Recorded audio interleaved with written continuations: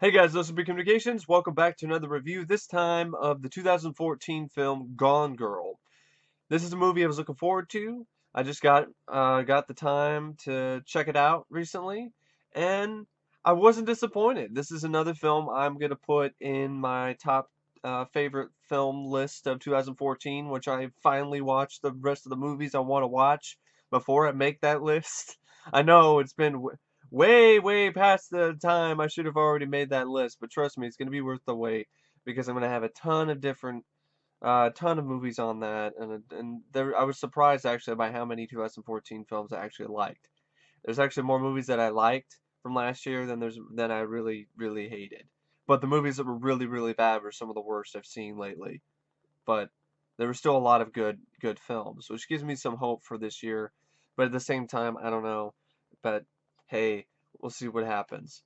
But anyway, Gone Girl is a film that's based on a book, but I've never read the book. I've never read the book by Gillian Flynn, but I know it's a David Fincher film, and I know this was his latest work, and I haven't seen The Girl with the Dragon Tattoo, but I was intrigued by this film. I was intrigued by the premise. I liked the trailer.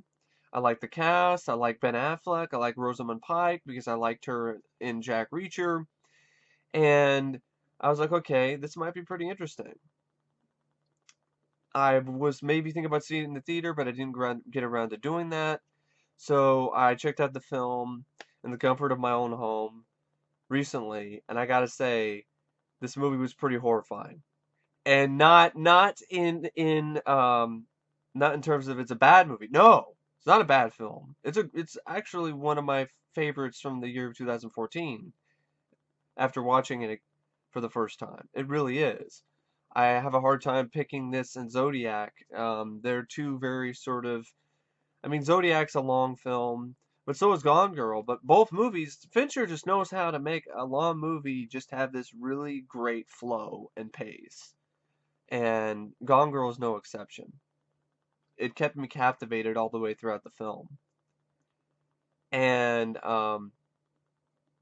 but what I mean by horrifying is that there's a lot of things that go on with the plot, especially with the lead, the girl in this film, played by Rosamund Pike. Um, how she sets things up, it's so easy, it's scary. And I'll get into that in more detail later. Pretty much, Gone Girl does for marriages what Jaws did for going to the beach or taking a bath. Jaws made you afraid to go back into the water. Gone Girl makes you afraid to get married or even form any sort of relationship with a woman because you don't know what she might do. It could be the same thing with a guy too, because you could say the same thing with maybe Jake Gyllenhaal's character, Nightcrawler, which is sort of interesting sort of thing. I really like Nightcrawler, and this is in many ways a female version of Nightcrawler. It's just a gender flipped version of Nightcrawler, and in many ways, Amy is actually even more of a psycho than Jake Gyllenhaal was, and I'll get into that a little bit later. And yes, I know, spoilers. This movie came out last year. People have probably already spoiled this tons of times. I'm late to the party reviewing this anyway. So there's gonna be tons of spoilers in this review. Just I'll even have it in the video description. Spoiler laden, as usual. Now, the film I'm gonna go over the plot synopsis real quick after I go through the cast, and then I'm gonna talk about a few certain scenes that I thought were pretty good that I liked, and then I'm gonna actually do the positives and negatives thing. I didn't do that in Birdman, but I wanted to do that, but I completely spaced. So anyway, the film stars Ben Affleck as Nick Dunn. You also have Rosamund Pike as Amy Elliott Dunn, his wife, who ends up going missing. Neil Patrick Harris plays Desi Collins, Amy's ex-boyfriend. Tyler Perry plays Tanner Bolt, Nick's attorney.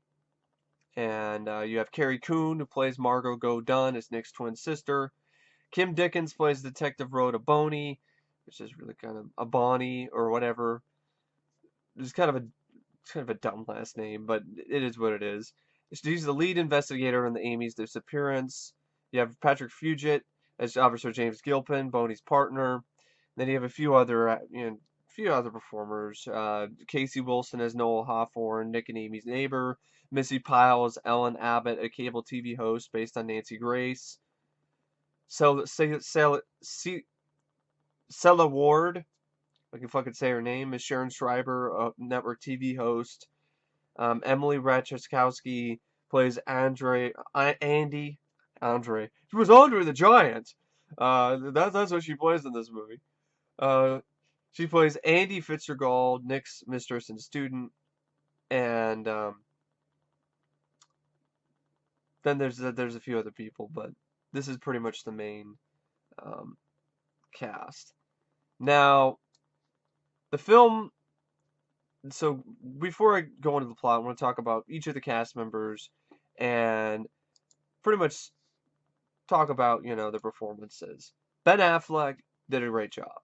He played a character that wasn't perfect, with the whole mistress angle, which I was kind of shocked with. I was kind of appalled at that.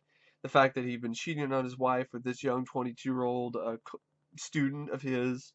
But as the film went on, I was able to forgive him for that and realize it's a mistake. People all make mistakes. The marriage was falling apart. He wanted to do something. He wanted to find someone, another woman that he could have a meaningful relationship with. He could have handled that better, but what was done, and it was not nearly as bad as anything that Amy was planning. Now, Rosamund Pike plays Amy Elliott Dunn, and this was an interesting performance for me to pin down because originally I was I thought it was inconsistent because I thought in the first half of the film when she's just supposed to be Amy and not psycho crazy Amy or Amy trying to be some other person like she's from New Orleans. I can't even do the accent right either. I would be a shitty. I would not be able to do what she did. That's for sure. In more ways than one, because I'm not a fucking psycho bitch. But that's a whole nother story. But anyway, I thought her performance was inconsistent because I thought she was robotic and her delivery was forced. It just didn't feel natural at all. It just didn't have much chemistry with Ben Affleck, and I still don't think they have much chemistry. But then I kind of thought over it a little bit, and I don't know if this is what the director, David Fincher, had intended, or what the writers of the film, the screenplay, which is written by Gillian Flynn, who wrote the book Gone Girl, had intended. But if David Fincher was looking for her performance to be a performance that was lacking empathy or lacking emotion, then I think she did an amazing job. Because it's a very awkward and unsettling performance to watch. Even from the beginning, when she supposedly, you see these flashbacks where it's setting up her eventual marriage with Nick, and it just never felt natural. And the way she said her lines just felt like she was acting. Anytime she was trying to emote, it felt like she was acting. It didn't feel like she was genuinely emoting. And that falls right in line with the actions of a sociopath. They lack empathy. Ding, ding, ding, ding, ding, ding. Can't empathize with anybody. Amy doesn't have a real emotion. And if that's what David Fincher was going for, then she did a great job. It's an amazing performance. If not, then it's inconsistent. But I think that's what David Fincher wanted to go for, is this uncomfortable, unsettling, robotic, unempathetic performance. And, I, it was really good in that respect, if that's what he was going for. Neil Patrick Harris is pretty serviceable in the role he was in. He didn't have to stretch his acting muscles that much. Just played a former flame of Rosamund Pike who didn't want to let her go and helped her out later, and then something happened to him. Something pretty bad. Tyler Perry, I liked as Tanner Bolt. He was very charismatic. Definitely did buy that he was a lawyer. Carrie Coon, I thought was amazing as Margot Go Dunn, Nick's twin sister. That was the most human character, the character I sympathized with the most, the character that I related to the most, and she was great. She had a good sense of humor too, and sh in a way, you could say that she was the lifeline, the connection between the audience, so to speak. It's like we were kind of what she was dealing with. But then again, you could say really what we were just the people watching the TV, where you had Missi Pyle playing Ellen Abbott, who did a good job playing this awful cable TV host who just lies and throws up a bunch of fucking controversy just to get ratings, like Nancy Grace. And Kim Dickens, though, as Detective Rhoda Boney, I thought she was forgettable. I thought she was a weak part of the film because I thought the character was forgettable. The character to me was just there to say some exposition, be the typical detective on the case, and it felt like it was a not as interesting and not as fun version of Frances McDormand's character in Fargo to me. It's just instead of the North Dakota Fargo accent, she's got a Southern Missouri accent, but she doesn't have the same quirky sense of humor. And so without that, without any other trait other than an accent, I just thought she was forgettable. It was a very dime a dozen performance, a dime a dozen character, and honestly, I thought that character took a little bit of the running time from the film that could have been just cut out or trimmed a little bit. The film's 2 hours and 30 minutes, approximately. It's a little bit less than that, but it's about that. And I wasn't really bored, but there were times where I thought I kind of got a little bit disinterested, a little bit, until it would go back into what's going on with Amy or what's going on with the plot and so forth. But when it's going with the detective and her partner, Patrick Fugit, who's just the most awkward looking partner or police officer I've ever seen, he looked like he was a sociopath to me. I mean, he couldn't emote to save his life either. He looked like a killer. He looked like a guy who would fucking kill somebody. But I think I might have seen him in some TV show or movie anyways, some killer or something or some. But maybe I'm wrong. But he just has that face, that serial killer face. That'd be good for a film if he's gonna play like a killer. And yeah, I just wanted to mention those few because all the other actors, they did decent jobs, but they didn't have a lot of screen time.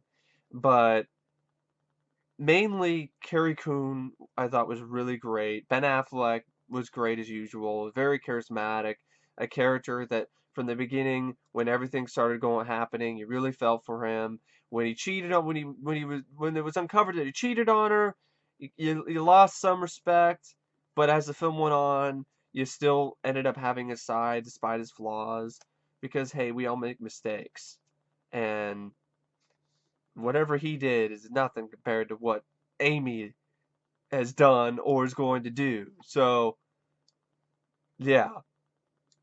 So that's the cast. Now, the film, the basic gist of the plot is this. It starts off right at the bat. You have this, I think it was in a way like the scene in the beginning. I'm trying to remember how it opens up like this sort of surreal. Ben Affleck's talking about if I scratch my wife's head, I try to tell what she's thinking, type thing. And it actually ties into the end of the film in an interesting way. And pretty much right from the get-go, the film opens up with Amy goes missing. And you get a little bit of backstory of how the relationship between Amy and Nick formed in a clever way with some good editing and with this narration by Amy while she's reading her diary. And so you get flashbacks from her point of view while reading the diary to what's going on with the past. And then, of course, it would cut from the past, the diary recollections, to the present, where Amy has gone missing. And now they're starting this investigation. And Amy, this is going to be the 5th anniversary of their marriage. And Amy was going to do another one of her trademark scavenger hunt things, which she liked to do. And so then it becomes a sort of follow these clues, see where they might lead type deal. And then, spoiler, spoiler, you find out that she's not dead. She set Ben Affleck up to make it look like he killed her. And she was going to kill herself. And pretty much because she's crazy. She's a sociopath. This isn't the first time she's messed with other men. Her high school sweetheart, played by Neil Patrick Harris, she broke up with him and then accused him of stalking her. Thankfully, he didn't ruin him as much as she ruined the next guy that she dated, because she dated this next guy who's played by, I think the actor, I don't know if he's listed on here on the cast, the actor who plays, yeah, it's Scoot McNairy, plays Tommy O'Hara, who did a good job in the little bit role that he had. And she screwed him over by making it look like he raped her, and now he's on the sex offender list. And of course, now he hasn't had sex in forever and hasn't been able to get a job. So she basically ruined his life because he didn't want to let her change him into what she wanted him to be, which is eventually what she did to Ben Affleck. She just manipulated him and just turned him into what she wanted him to be. And even in the end, that's what happened. And what's horrifying, like I say, what's horrifying is how easy she does this. How easy she screws over O'Hara. She just she makes these she ties these bands over her wrists to make it look like she was tied up, and bruises herself to make it look like the type of bruises you'd see in a rape victim. She has sex with the guy consensually. Then she calls in something later and says that he raped her. It's a complete lie, but the police believe her because she's got the wounds. She's got the bruises on her wrists that coincide with being tied up. She's also got the other bruises and so forth that coincide with all of the other rape sort of stuff, and she's got his semen in her.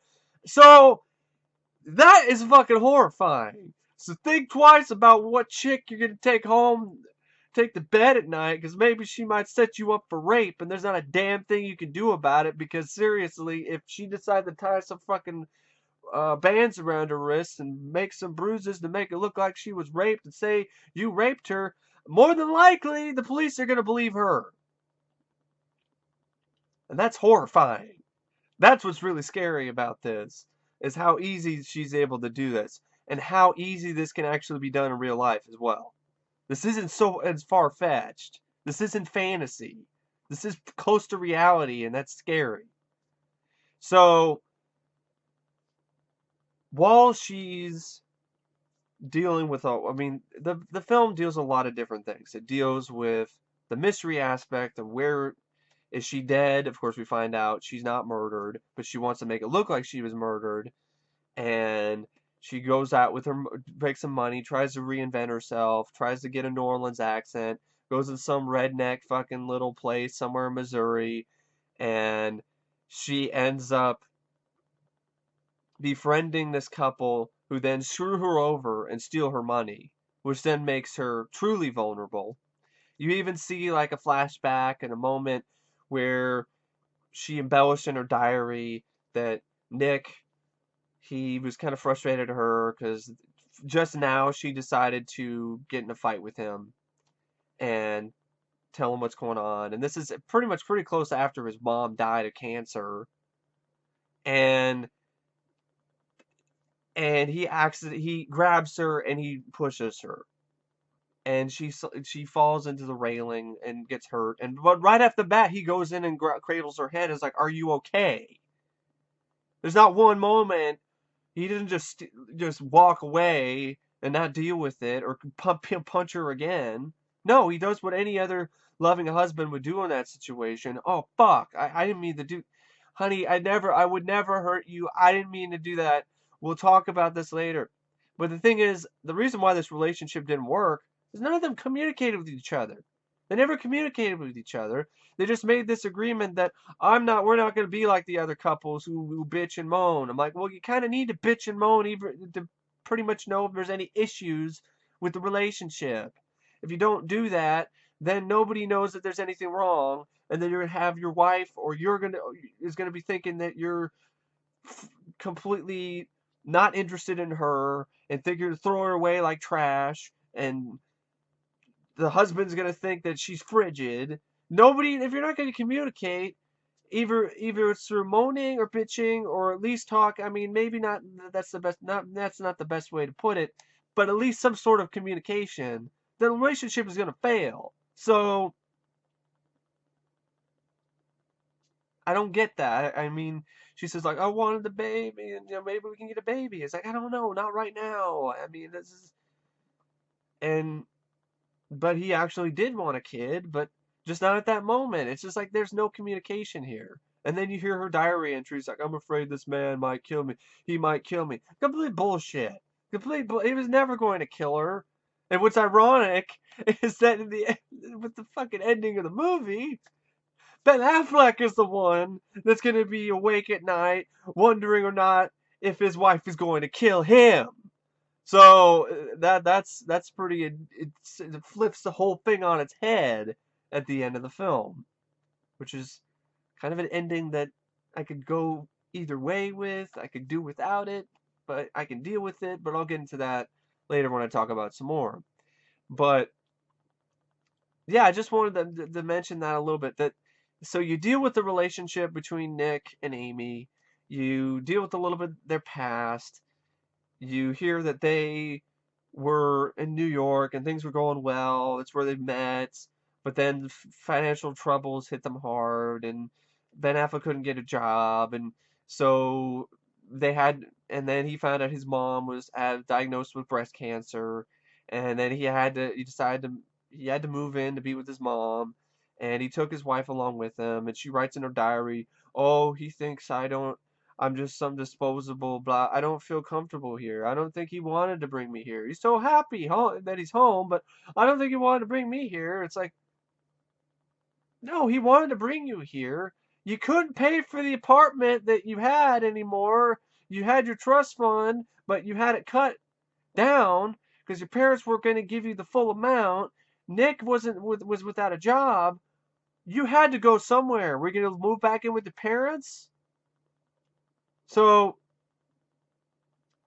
I don't understand the whole I don't think he wanted me here. I'm like, this bitch is crazy. Like right off the bat, I was already like, there's something wrong with this woman. There's something wrong with this woman. There are signs, Ben Affleck. You should follow them and realize that Amazing Amy ain't so amazing. And going with this Amazing Amy is well known for being the basis for a popular series of children's books called Amazing Amy. And you can tell that she harbors a little bit of hatred for them because in an early scene, and they have this anniversary dinner thing, and they're talking about all the different books, and it's saying that Amy had this, and she's just like, I didn't do that, I didn't do that, I didn't do that, but she's the perfect one. She's the one that was the homecoming queen. It was just that kind of, kind of hates her alter ego. And even in her diary, yeah, that's right, Amazing fucking Amy is getting married. So, and her need for insatiable sex kind of ties into that too. No longer the innocent Amy from those books. That Amy is no longer there. And even bad sex in a library. The first time, I thought it was kind of interesting. The first time that Ben Affleck has sex with Amy, Nick has sex with Amy, he goes down on her. And the reason why I mention that is because you don't see that very often. In the first sex scene in the film, it usually isn't. He goes down on her. That's usually not what happens. He doesn't go muff diving. The guy doesn't go muff diving. So I thought that was kind of interesting and unique sort of take. Kind of works for her domineering, crazy personality anyway. She's a control freak and a fucking crazy bitch. So anyway, so you deal with that, the relationship, why it fell apart, why it's falling apart, what's wrong. Then you get the clues, trying to figure out where Amy is. Then you get the whole media firestorm about the media wanting to attack Nick, trying to give him shit for things he didn't do, did or did not do, trying to crucify him, trying to make it look like he and his sister have the hots for each other, all kinds of media smear jobs that you see all the time in the media. In many ways, there are two villains in this film: the media and Amy. And both are both are just as bad as the other. They're both terrible. They're both terrible people. The media and Amy. So they both don't have any empathy. Media don't give a shit either about how you feel or what you think. They care about the ratings. So you get that sort of drama. Nick has to find a way to please them, and he has to do that eventually by getting a lawyer, and he gets Tyler Perry, and all the while he's figuring out more of these clues, and then eventually he realizes that Amy was setting him up, but then the investigator is going with her original plan and thinking that he killed her. So then you have this going on, this back and forth, and then while that's going on, you also have Amy trying to her day's gone, and she's changed her appearance, even busted herself in the face with a hammer. And of course, earlier before all that, it showed you how she set up this plan. Watched all these forensic files, read all these books, drained a bunch of blood out of her, made it look like she was pregnant by stealing other pregnant woman's pee, which I don't really know if that's really gonna work. That's one thing I'm kind of iffy about, because I don't think you just take some other woman's pee and then take it to the doctor and say, "Yep, that's my pee. This is mine," and they do a test on it and it's pregnant, and you're pregnant in the records. I don't think it's that easy. If it is, it's kind of scary too. But you set up everything to make it look like pretty much make it look like it was staged. She didn't want to make it look like it was staged, but she wanted to make it look like there's enough of actually she did. She personally made it look like it was staged, so it looked like he covered this up, made it look like some guy broke in and kidnapped her. In reality, he killed her type deal. But before she's supposed to commit suicide, she befriends these two couples at this redneck lodge area place, and this girl and her boyfriend, and she decides, I don't want to kill myself. But then she befriends those two, and like I mentioned earlier, they screw her over, they steal her money, and now she's desperate, and she calls and Neil Patrick Harris for help. He gives her a place to live at his new home. And all the while, now Ben Affleck is dealing with this big talk show interview where he's gonna bare his soul, and already his mistress has admitted cheating on him, and so now he's bearing his soul and saying he made a mistake, and this actually makes Amy feel better. And now Amy realizes the opportunity that she has, because she's okay, now the public loves him, and if I come back, I'll be regarded as some pariah, and I will have all the leverage I need to continue to own Nick. And so, and I don't really want to be with Neil Patrick Harris. I didn't really want to be with him in the first place. He was my plan B. So she decides to tie in this whole kidnapping thing and make it look like Neil Patrick Harris kidnapped her, and then he was going to rape her. There's the rape thing again, tied her up. She did the whole same trick that she did with the O'Hara guy. She did it with Neil Patrick Harris's character, Desi Collins. She tied him up. She made it look like he tied her up. Had consensual sex, and then to go even further, she slits his throat with a box cutter. It's pretty bloody too. covers herself in fucking blood. And then she comes home, covered in blood. I'm home. And even Ben Affleck hugs her while the cameras are shooting. Then he's like, "You crazy bitch." And it is. She's a crazy bitch. And he's planning on divorcing her. That's his plan, even after she came back. She has this evaluation, one last evaluation by the police chief with the FBI, and she tells her story that she was abused by by Neil Patrick Harris, and blah blah blah blah blah. He tried to rape her. She killed him with a box cutter, which is a bit extreme, really. And why would he leave a box cutter under a pillow? Why would there be a box cutter there? He also said there's cameras in every room in that house. The cameras must have recorded her actions, setting up the events and murdering the guy. Unless she found a way to get rid of that, and the film never specifies that. So either way, there's a little bit of a loophole there. There's a little bit of a little tiny plot hole that bugs me a little bit. For her to get away so easily with this whole thing, with murdering Desi Collins. And setting up what it appeared that he kidnapped her. So, you have that, but it looks like Ben Affleck's gonna leave. He wants to hear the truth from her. But of course, like I said earlier, in the hospital, she's drugged up, does her Oscar-winning acting performance. Oh, I'm the poor girl. I was raped. And you weren't. But the FBI believes her. But the one detective chick, she thinks she's full of it and even tries to ask her questions. But the FBI's, oh, she's good. She doesn't have to. She's been through enough already. So it's once again like Nightcrawler. There's one detective who knows the truth, who knows that this person is guilty, that this person is full of shit. It's pinned them down, but they can't do jack shit about it. Because now Amy's got prestige and power. She's a media darling.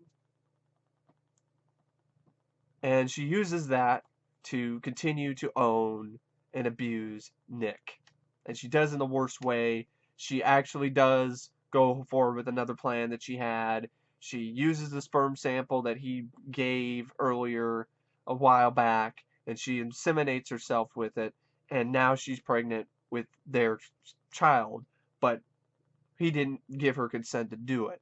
She pretty much just got herself pregnant on purpose to make it so he has to stay. So he has to stay, and if he leaves, she'll ruin him, and it's just one of those.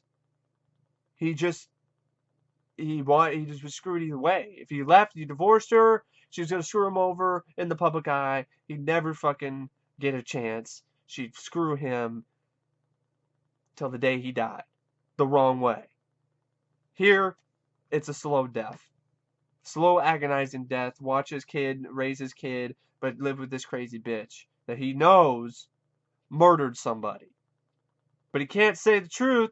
Can't tell the truth because he doesn't have enough evidence, and she's got all the power in this situation, and she's got the prestige, and he's got nothing. He's just holding his dick and balls in his hands, and just, can you let me at least use these on you sometime? And she has all the power in that too.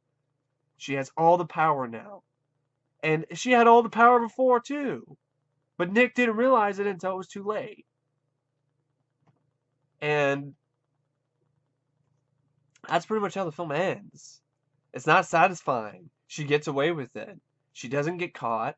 They have a heart-to-heart handshake on national TV, and they announce that they're having they're expecting, and you go back to the whole where Ben Affleck is scratching her head, thinking what's going on in her mind, and she looks at the camera creepily. That's it, and you're like, I can't believe she got away with this shit. God damn it! She set up her husband. She was really going to set him up for murder. And if he got convicted, he was going to get the death penalty. And if anything, that might have been quick. That's a quicker death.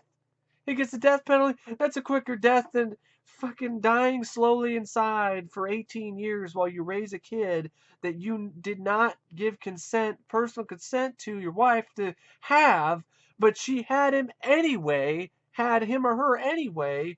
But you know, you want to love them and be there for them because you want to be a parent, but at the same time, you don't want to do it that way. So you're always going to have that hanging over you that you did not physically consummate this this birth. You didn't do it. You jizzed in a cup and then you didn't do anything do anything with it, and then she did something with it without asking you. It's just the equivalent of just it's a different form of rape. It's different. It's in a way it's equivalent of just knocking you out. Was like what Jennifer Aniston did in Horrible Bosses. Knock somebody out, make it look like, you know, make them come or whatever in you, but they had no recollection of it because they were completely fucking, they were knocked out. They're paralyzed. Like, not completely paralyzed, but what, you know what I mean? Like, they were drugged up. They didn't know what they were doing because they were all high on drugs and shit. Didn't remember anything later. But, oh, I'm pregnant now. This is, it's fucking, it's horrifying. Like I said, it does what Psycho did for showers and what Jaws did for going back into the water, going for the bathtubs of the ocean. Gone Girl does for marriages and relationships with new women, like anybody you don't know personally, anybody you met online, anybody that you met and you just met them at some woman you just met at a bar you don't know everything about. This film is just makes you completely apprehensive and makes you want to not date for a while and really think things through because, man, I might be dating a fucking Amy, man, and I'd have no fucking idea until it's too fucking late. So, yeah. So anyway, that's the plot of the film in a nutshell. And now I'm going to get into positives and negatives. Positives, David Fincher. Need I say more? The man is an amazing director. He's an auteur. He's in a league of his own, one of my favorite directors. He once again did an amazing job and made a film that is long in terms of pacing. Could be trimmed, which I'll get into in the next segment. You know, we'll talk about the negatives. But it's engaging. It's enthralling and it's entertaining. Not necessarily, I would, yeah, it's still entertaining because you are invested in these characters for the most part. You want to see Amy go down, and it doesn't happen, but at the same time, she's so intelligent, she's so smart in this film that her character's so well written, you have to believe that she would have gotten away with it anyway. That's not and let's face it, folks, you're not always going to have a happy ending, especially in films. And I'm glad that if we always had happy endings in every movie, it would just be boring. It's nice to switch things up every now and then. So if I didn't have a problem with it with Nightcrawler, I can't really honestly have that much of a problem with it here. But I still, man, I wish she got fucking nailed for her crimes and was in fucking jail. But that's I would prefer that, but I could deal with the way the film ended. I could deal with it. So, fantastic direction by David Fincher. He knows how to set up his shots wonderfully. He really knows how to. He's got a masterful touch when it comes to filmmaking. And great cinematography by Jeff Cronenworth. And of course, I thought the editing was really good by Kirk Baxter. The performances were really solid all the way around, and I already talked about them earlier in the video. I don't really need to say much else more about the performances. They were really solid, except for a few other people I didn't really care for. The police investigators I thought were kind of a weak link, performance-wise and character-wise. But I thought Carrie Coon, Ben Affleck, Rosamund Pike, Tyler Perry all did really solid jobs. Now, that leaves the plot, screenplay. Good job by Gillian Flynn adapting her novel. I've never read the novel. I don't know what's different, but it had a good narrative. It flowed well. It told a good story. It was a good yarn. It was suspenseful. It was engrossing. Probably would be a good read too. It was definitely a really engrossing film to watch, and that's in many ways not only just a testament to the cast and the crew and the directing, but also the screenplay by Gillian Flynn. Now, that's it. That's all I can really give for positives. Now, there's one definite negative from me, and that is the score by Trent Reznor and Atticus Ross. It's forgettable. It just sets the mood. It sets the mood well, but it does nothing to make itself memorable. It does nothing to. You listen to this score by itself without the film, and you really aren't going to have much of an experience. It's not a score that is going to give you emotions without watching the film. It's just there to set the mood and do it very subtly. It's a very subtle score. It's effective for what the film wants the score to do, but as a score, it's weak. It's not memorable. It's disappointing considering Trent Reznor was doing it. So he's done better. So it was disappointing. That was the most disappointing aspect of the film for me was the score. And a little bit of the ending. Like I said, the ending I would have preferred for her to get caught, but maybe that sets up for a sequel. I don't know. I could see there is room for a sequel that could set it up where now it's Ben Affleck's side of the story, dealing with the relationship with Rosamund Pike, dealing with the loss of his identity and dealing with all of this and then trying to raise a kid, but then at the same time eventually maybe getting up the courage to try to find a way to implicate her for her crimes. Now, is a sequel necessary? No, but it could work. This isn't like a sequel that could not possibly work and would be completely useless. This is a sequel that could work because then it could end up getting her. But maybe there could be a storyline where he first tries to do legal means, but he's having a hard time getting evidence, so he decides to try to frame her. But then maybe through some revelation or whatever, or maybe through some surprise twist, and she makes a mistake and implicates herself before he can get convicted for setting her up. So who knows? I just thought that it could be there is something there for a sequel if they choose to do that. Because the film, it wasn't like the biggest box office. It was actually a pretty big hit. Actually, it was a $61 million film. It was made for $61 million and it made $368.1 million worldwide. So it was a consistent hit for an R-rated film, worldwide total. So there's a chance.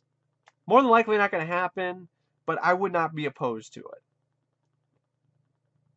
And as for the other negatives, little nitpicks, like the urine thing, the I'm pregnant now because I gave the doctor some other woman's urine. I don't know about that. It seems way too easy. Maybe it's that easy.